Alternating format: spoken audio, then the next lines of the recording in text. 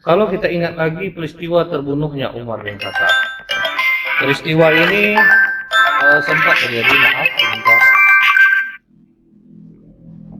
Peristiwa ini terjadi pada tanggal 26 Zulhijjah 23 Hijriah dan dalam kondisi yang sangat menyayat hati, mengenaskan dan sangat menyedihkan. Umar bin Maimun berkata, pada pagi hari sebelum terbunuhnya Umar, saya berdiri dekat sekali dengannya. Antara saya dan dia hanya ada Abdullah bin Abbas. Kebiasaan Umar sebelum sholat dia ngecek jamaah terlebih dahulu. Dia jalan di sela-sela saf dan selalu berkata luruskan saf. Jadi begitu cara Umar meluruskan saf sholat. Dia turun ke jamaah kemudian dia perintahkan luruskan saf. Kalau kita sekarang kan nggak perlu seperti ini, tinggal mengatakan di depan luruskan saf dan rapatkan. Tapi kalau Khalifah Umar justru dia turun sampai dia memastikan saf betul-betul sudah lurus. Karena kata Rasulullah, jika ingin melihat kompak atau tidaknya suatu kaum, perhatikan mereka menyusun saf dalam sholat. Setelah beliau melihat barisan telah rapat dan lurus, kemudian beliau maju tuh dan mulai bertakbir. Pada waktu mungkin beliau sedang membaca surat Yusuf, kata para sahabat, atau surah An-Nahl setelah Al-Fatihah, membaca surat Yusuf atau surah An-Nahl pada saat itu, di rakaat pertama, dan sudah banyak orang berkumpul. Jadi sengaja dibaca ayat panjang supaya orang bisa banyak berkumpul yang tidak ada yang telat. Umar bin Khattab setelah membaca itu, tiba-tiba beliau menjerit. Nah, jeritannya itu waktu itu di dalam riwayat disebutkan Umar mengatakan anjing telah membunuhku. Jadi sewaktu dia ditikam itu dia mengatakan anjing telah membunuhku. Dan ternyata beliau ini dibunuh, ditikam oleh seorang budak.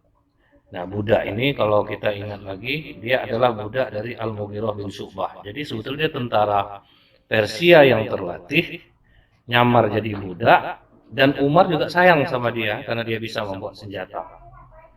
Dan rupanya selama itu sebelum dia terjadi pembunuhan, dia sudah merancang pisau yang beracun, bermata dua. Nah, dia inilah berusaha melewati saf-saf sholat, kemudian dia tikam belatinya, kemudian dia lari sambil mengibaskan pisau itu. Nah, subuh berdarah itu ada 13 orang korban jiwa, 7 diantaranya meninggal dunia. Salah seorang dari kaum mukminin yang melihat peristiwa itu langsung melemparkan burnus namanya. Burnus ini baju penutup kepala. Disergapnya dan ditangkapnya. Kala itu sepertinya orang kafir ini yakin bahwa dia pasti tertangkap dan dia tidak dapat jalan keluar, maka dia langsung bunuh diri. Jadi dia tidak sempat tertangkap, langsung dia bunuh diri. Umar radhiyallahu anhu segera menarik tangan Abdurrahman bin Auf waktu itu.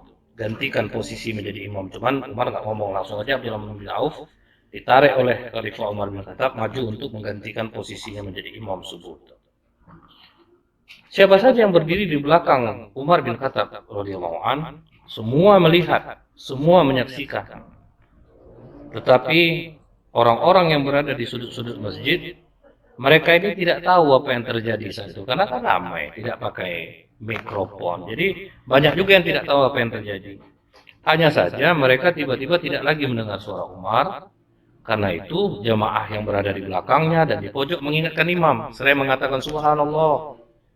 Akhirnya Abdurrahman yang menjadi imam sholat mereka dan sengaja diperpendek oleh Abdurrahman bin Auf ketika menggantikan Umar yang sudah kena tikam. Setelah para jamaah selesai menunaikan sholat subuh, Umar berkata kepada Ibnu Abbas, wahai Ibnu Abbas, lihatlah siapa yang telah menikamku. Ibnu Abbas pergi sesaat, kemudian kembali lagi berkata kepada Umar bin Khattab, pembunuhmu adalah budak milik Al-Mughirah bin Syu'bah. Umar bertanya, budak yang punya keahlian tukang itu? Ibnu Abbas menjawab, iya Umar.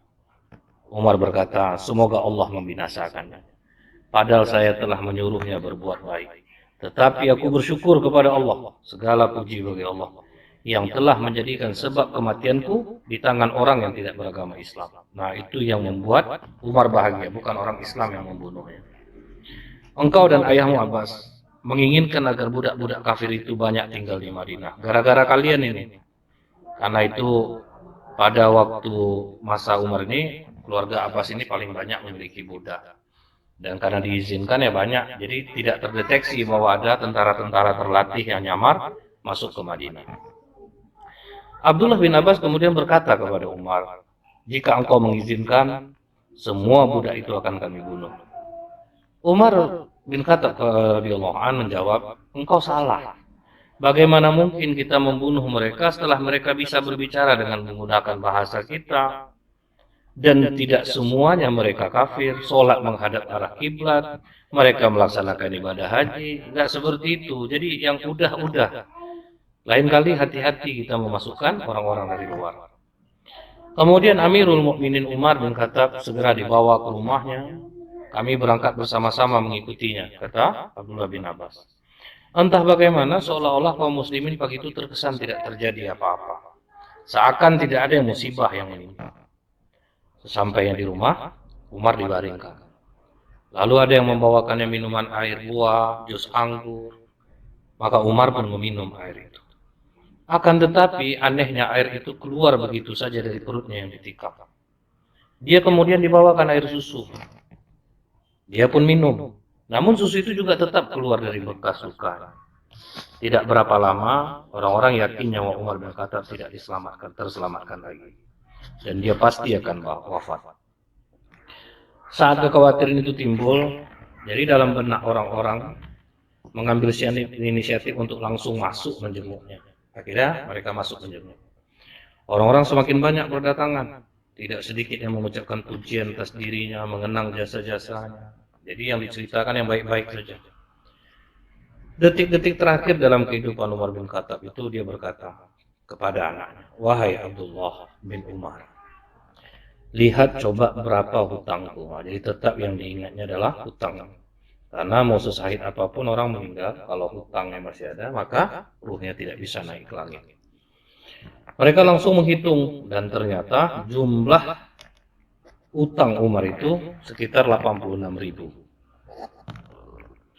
Umar berkata, apabila harta keluarga Umar cukup untuk melunasinya, maka bayarlah dari harta mereka. Jika belum mencukupi harta keluarga Umar semuanya, mintalah bantuan kepada Bani Adi dan Adi bin Ka'ab. Seandainya belum juga terlunasi, maka mintalah kepada kaum Quraisy. Ingat, jangan pernah meminta kepada selain mereka. Tunaikan hutang-hutangku. Sekarang berangkatlah ke rumah Ummul Mukminin Aisyah dan katakan, Umar menyampaikan salam kepadanya. Dan jangan kamu katakan salam dari Amirul Mukminin. Jangan sebut gelar aku, katakan Umar bin Khattab mengucapkan salam. Sebab sejak hari ini saya tidak lagi menjadi Amirul Mukminin. Jadi sudah terasa oleh Umar bahwa dia akan wafat. Sampaikan pula kepada Ummul Mukminin Aisyah bahwa Umar bin Khattab memohon diizinkan dimakamkan tepat di samping kedua sahabat, yaitu Rasulullah dan Abu Bakar Siddiq. Setelah mendengar pesan ayahnya ini, Abdullah bin Umar pamit.